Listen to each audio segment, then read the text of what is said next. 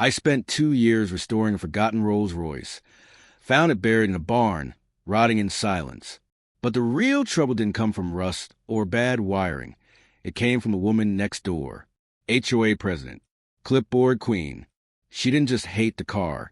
She tried to claim it as community property. She said my work belonged to everyone. What started as a dream project turned into a legal nightmare. But I didn't back down. I got smart. And I got even. This is a story of how I fought back, and why you should never underestimate the guy with greasy hands and a camera. It started with a dream, but not just any dream. A legacy. My grandfather was a quiet man, the kind who didn't waste words but could make an engine sing like a church choir. He had a photo of a 1962 Rolls-Royce Silver Cloud pinned to the wall of his garage, tucked between old calendars and greasy wiring diagrams. "That's not a car," he'd whisper with reverence. "That's engineering wearing a tuxedo." We never had the money for something like that, but the image stuck with me, clear, polished, and timeless. Years passed, and life got busy. Marriage, mortgage, mowing the lawn on Saturdays. That dream sat dusty in the back of my mind, quiet but alive, until one weekend, while scrolling aimlessly through a classified site, I saw her. At first glance, she looked more like a planter than a car, buried under hay and rust in a collapsed barn. "Old British car for parts or a brave restorer," the headline said. But even through the grainy photos, I recognized the curve of that like an old friend. It was her, a 1962 Silver Cloud. Forgotten by someone else, maybe, but not by me. I drove 3 hours out to the countryside, heart pounding like it was a first date. The old farmer who owned the place walked me to the barn, spitting sunflower seeds and shaking his head. "Your goanna need more than hope and a wrench, son," he said. But when I opened that creaky door and saw her sitting there, her chrome dulled, her paint flaky, I didn't see a wreck. I saw a masterpiece waiting to wake up. We made a deal, $8, $500, and a handshake. I had her towed to my suburban garage, past my confused neighbors, one of whom literally said, "You spent money on that?" I didn't care, because this wasn't just metal and rust. This was me honoring every greasy fingerprint my grandfather ever left on a wrench. I gave her a name, Eleanor. She sat in the corner of my garage like a patient old lady waiting for a dance. I cleared the space, rolled out the tools my grandpa left me, and I got to work. I didn't know it yet, but this bill would test every part of me, my patience, my marriage, and eventually my right to claim what I built. They say the hardest part restoring a car is the engine. They're wrong. It's the patience, the obsession. It's spending nights alone in the garage wondering if you're fixing a dream or slowly tearing one apart. But even after 2 years of sweat, scars, and sacrifices, I never once thought my biggest challenge wouldn't be mechanical. It would be human, and she was watching. The whole time. The first few weeks were brutal. Eleanor didn't come apart easily. Bolts fused with rust, wires that crumbled like toast in my hands, and parts one couldn't even identify at first. British engineering from the 60s isn't for the faint of heart. The joke in classic car circles is that Lucas Electrics are powered by smoke. Let the magic smoke out and nothing works. I laughed the first time I read that. I wasn't laughing when her fuse box sparked like a firecracker during week 3. Every evening after work, and most weekends, I was elbow deep in Eleanor's guts. I cataloged every nut and bolt in Ziploc bags, each one labeled like it was evidence in a trial. The engine alone took nearly 3 months to pull, disassemble, and send off for machining. I picked every piece back up with gloved hands and soothing curse words. A frozen piston tore open my thumb once. I didn't even flinch. I just wrapped in electrical tape and kept working. Pam, my wife, is a saint. She never once rolled her eyes when I came in greasy and reeking of transmission fluid. She brought coffee to the garage, played vinyl records on my old stereo, and held a flashlight when I needed another hand. "You know this is our date night now, right?" she said one Friday as she balanced tacos on the workbench. I looked at her covered in a blanket, wearing her hoodie and smiling, and thought, yeah, this isn't so bad. After the engine came the suspension, then the brakes, then miles of wiring that made me question my sanity. I learned every inch of that car. When I closed my eyes, I didn't count sheep. I saw exploded diagrams of carburetors. There were weeks when nothing worked, when I questioned if I could finish, or if I just buried a pile of cash in my garage. But then, progress. Paint sanded smooth, chrome polished like a mirror, new leather that smelled like a summer yacht party. 2 years of mistakes, muscle cramps, and small wins. And then it was done. Eleanor gleamed in the light like she belonged in a museum. The pearl gray paint was so gleaming I was afraid to breathe on it. As I stood wiping oil off my hands and looking at her fully reborn, I thought, this is it. I've finally made something perfect. I was wrong. Because the next chapter? That's when perfection attracted the wrong kind of attention. The day I finished Eleanor, the very day, I thought the hard part was over. I thought I'd earned peace. But peace doesn't come easy when your neighbor wears power like a weapon. When I rolled her into the sunlight to admire 2 years of hard work, I didn't know I was rolling her into a battlefield. And standing at the front line was Karen. And she'd already made up her mind. The car wasn't mine. It started as a quiet morning. The paint on Eleanor shimmered in the sunrise, and for a few moments, everything felt still. Then I heard the distinct click, click, click of heels on concrete. I knew that sound. It echoed of judgment. HOA President Karen Goodson, the woman whose house looked like a Pottery Barn catalog made with a tax office, was fast walking across her lawn. She didn't even say hello. Karen was the kind of person who took enforcing community standards as a personal fantasy. She once fined a neighbor for having the wrong shade of mulch. She had a permanent frown fixed to her face, like smiling violated a bylaw. And when she laid eyes on Eleanor, I saw something strange flicker behind her usual disdain. Greed. She didn't ask about the car. She circled it, slowly, as if inspecting something already hers. Clipboard in hand, jaw tight, she finally spoke. Ron, what exactly is this? I glanced at my gleaming rolls. A car. And how long has it been in your garage? She snapped. 2 years. It's a project, restoration. That's when she pounced. That's a violation, you know. Inoperable vehicles aren't allowed on properties past 30 days. It's operable now, I said with a forced smile. Well, she said, look at me dead in the eye. Given its visibility, enhancements like this may be subject to HOA usage, especially for public holidays or parades. That's when I realized something terrifying. She wasn't trying to ban the car. She was trying to own it.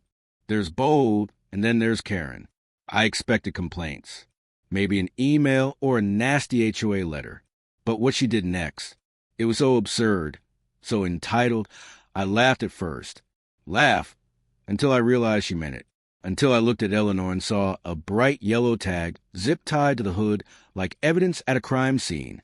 That's when I understood this wasn't over. This was war. It happened the next morning. I had just stepped into the garage with my coffee when Pam yelled, Ron, you need to come outside. Now! Her voice wasn't panicked, just stunned. I walked out to the driveway, expecting cracked concrete or maybe a nosy raccoon. Instead, I saw Eleanor, my Eleanor, tagged like a piece of lost luggage at the airport. A thick yellow plastic label flapped against her gleaming grill, zip-tied around the base of the Spirit of Ecstasy. Written in bold black marker were the words, Property of Willow Crest HOA, reserved for Founders Day Parade. I was speechless. For a moment, I thought maybe this was a prank. Some kind of neighborhood joke, right? Nobody would seriously try to claim someone else's car. Oh!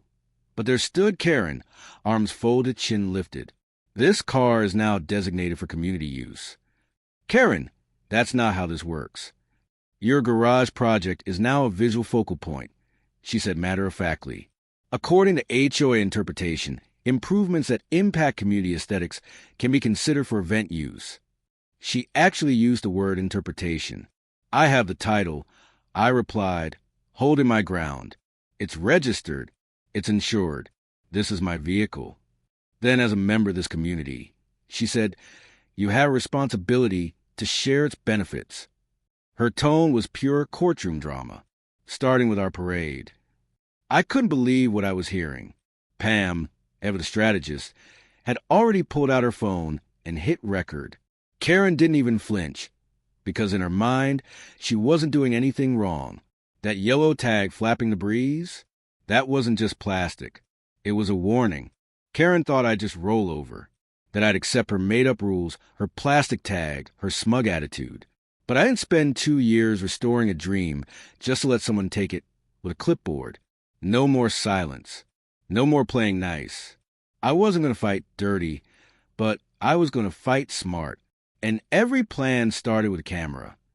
That night, Pam and I sat at the kitchen table, laptops open, caffeine flowing. The evidence was growing. First a video of the tagging, then screenshots of the HOA bylaws she kept misquoting. But none of it meant anything unless we had more. Solid proof. Context. A timeline showing this was enforcement. It was personal. So we built a digital fortress. We installed motion-activated cameras on our porch and garage. One faced the driveway. Another hid inside a planter near the gate. The doorbell cam already covered most of the street. Between them, Eleanor was protected from every angle. Any approach, any threat, recorded in 1080p and backed up to the cloud. Then came the paperwork. I pulled out the title, the VIN, the insurance, even some of the receipts, pages of proof that this car wasn't just mine in spirit. It was mine by law. Meanwhile, Pam was skimming through horror stories on HOA forums, people who'd lost yards, fences, even pets, trying to fight against board abuse. We need to stay 3 steps ahead, she muttered, scribbling notes. People like Karen don't stop until they lose big, or you make them. The next morning, I emailed the HOA requesting a formal review of Karen's actions. No reply. Instead, we got something else. A letter in the mailbox. $1,000 fine. $500 for unauthorized removal off community signage. $500 for unauthorized removal off community signage. $500 for failure to comply with scheduled HOA event usage.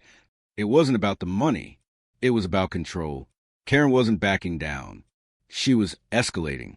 That was step 1 in her power play. The next step? Something none of us could have seen coming. Because if tagging the car didn't work, she was about to try taking it by force. I knew she'd escalate, but I didn't expect a tow truck in my driveway before sunrise. No notice, no paperwork, just screeching brakes and a chain dragging across the cement. She really thought she could steal a $500,000 car on camera while I slept. What she didn't know was I wasn't sleeping. I was watching, and I was ready. It was just after 5:30 a.m. on a rainy Monday. I hadn't slept much. Something felt off. I sat on the couch, eyes on the driveway camera feed, playing silently on my tablet. And then I saw it. Headlights. A beat-up tow truck crept onto the street like a predator in the dark. Not even a proper flatbed. An old hook-and chain clunker with mismatched tires. Behind it, standing beneath a giant HOA-branded umbrella, like some kind of villainous weather witch, was Karen. She wouldn't, Pam said behind me, voice cracking with disbelief. She is, I answered, already grabbing my boots. By the time I opened the front door, the truck was backing into position. A skinny guy, maybe 25, with a cigarette and an attitude, jumped out and gave Eleanor a long look. He didn't seem thrilled. Karen, however, looked positively gleeful. Step aside, Mr. Freeman, she called out over the soft rain. This vehicle is being reclaimed on behalf of the Willow Crest community. You failed to comply. That fine was your warning. Didn't pay your bluff, so now we're just stealing things? I said, my voice calm but sharp. The driver, clearly underpaid and unprepared, muttered, she said it was hers. It's not, I said, and if you scratch that car, you're not dealing with her. You're dealing with my lawyer, my insurance company, and probably the cops. Still, he moved to hook the chain. So I moved, too. I backed my F-250 across the driveway, firmly nose-to-nose with Eleanor. Then I dropped the winch cable, ran under the rolls, and braced it to her rear axle. The car was now anchored to 3 tons of solid steel, and a man with nothing left to lose. The driver hesitated.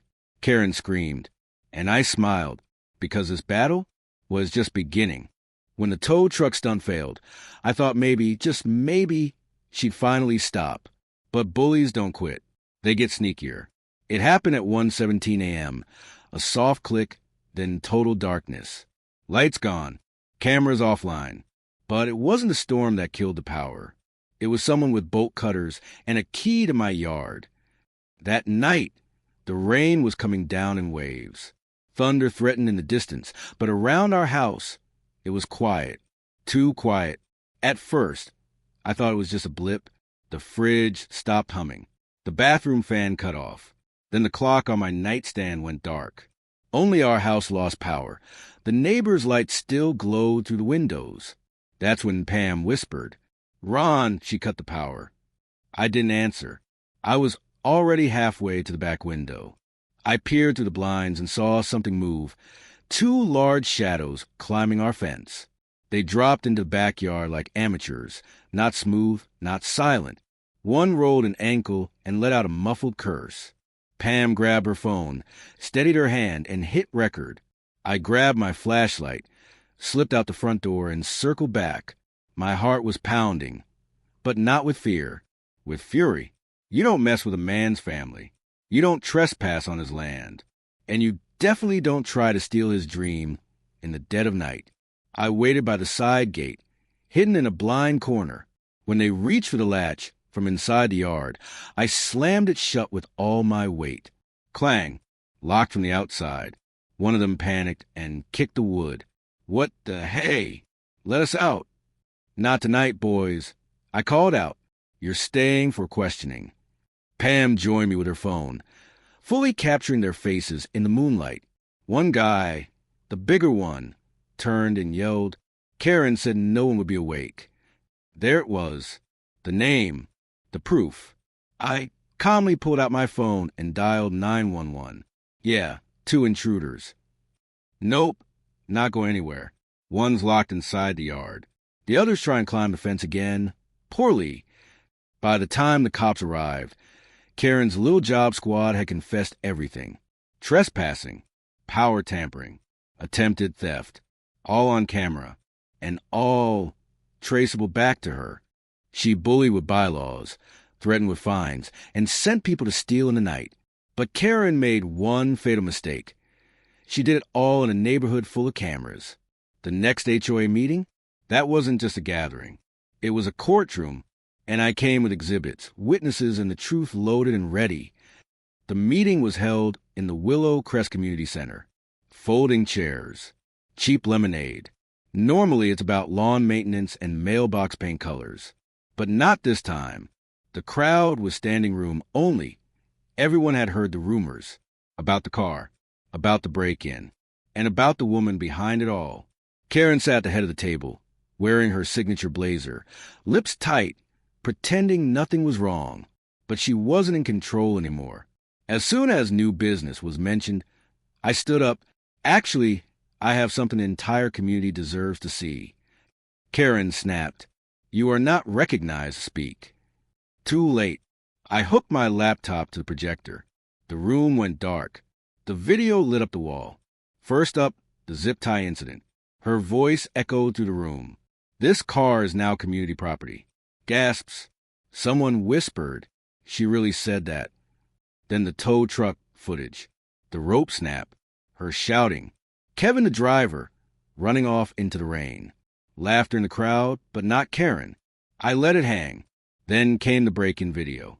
2 large men jumping the fence. And one voice on the audio. Karen said no one would be awake. Dead silence. Then, from the board table, Arthur, the timid treasurer, stood up and held a piece of paper. "One more thing," he said, voice shaky. "That parade she claimed the car was for? There's a $10,000 consulting fee. It was paid to someone matching the name of the guy arrested at Ron's house." Murmurs turned to gasps. People looked around in disbelief. This was an overreach. It was theft. Sharon, the calm board member, stood and raised her voice. I moved to remove Karen Goodson from her position as HOA president, effective immediately. Unanimous vote. Not even Karen protested. She just sat frozen, eyes hollow. Sergeant Miller stepped forward. Badge. Warrant. Karen Goodson, you're under arrest for attempted theft, fraud, and conspiracy to commit a crime. The camera panned across the room. Phones lifted. Flashbulbs. Applause. A quiet, stunning fall. She didn't speak as they led her away. She just glared, and I smiled. The funny thing is, all I wanted was to rebuild a car. I wasn't looking for a fight. But sometimes a dream you're chasing runs headfirst into someone else's ego. And when that happens, you've got two choices: stand down or stand your ground. I chose the second. And what followed changed more than just my driveway. It was Saturday morning again. Same golden light pouring down, same peaceful silence. No yellow tags. No mysterious HOA letters. Just the clean curve of Eleanor's fender gleaming like polished armor. I pressed the last chrome hubcap into place. Thud. Perfect. Pam stepped into the garage, holding a picnic basket, her sunglasses already on. You ready to take her out? She asked. No tow trucks in sight. I checked. I smiled and opened her door like I'd always imagined. She slid onto the plush leather seat with the kind of satisfaction you only get after a long, stupid fight finally ends. I slid behind the wheel, cranked the engine. That deep, elegant purr filled the air. Not loud, not aggressive, just confident. We pulled out onto the street, slow and quiet. Neighbors we hadn't even talked to in months waved, some with thumbs up, some snapping photos. And as we rolled past Karen's house, now empty, for sale sign tilted in the grass, I tapped the horn. Just once. Not loud, not petty, just enough. Pam laughed. You're terrible. Always have been, I said. Luckily, I married well. We made it to the edge of the neighborhood, turned onto the open road, and kept driving. And here's what I want to leave you with, because maybe you've never restored a car, but I bet you built something. A business, a relationship, a piece of yourself you had to weld back together. And when someone shows up to take what you've built, with rules they make up and power they don't deserve, don't back down. Don't yell. Just hit record. Document everything. Let evidence be your weapon. Let patience be your power. And if all else fails, make sure you got a good winch and someone you trust holding the flashlight. If you made it this far, thank you for taking a ride with me, literally and figuratively. If this story made you laugh, made you angry, or just reminded you that sometimes the quiet guy with grease on his hands wins in the end, don't forget to hit that like button. It helps a ton. Drop a comment below. I want to know, what would you have done if your neighbor tried to steal your car? Or have you dealt with an HOA horror story of your own? Let's swap war stories. I read every one of them. And if you love real stories with messy drama, satisfying revenge, and just a little engine grease, hit that subscribe button and turn on notifications. I've got more where this one came from. And trust me, they get even crazier.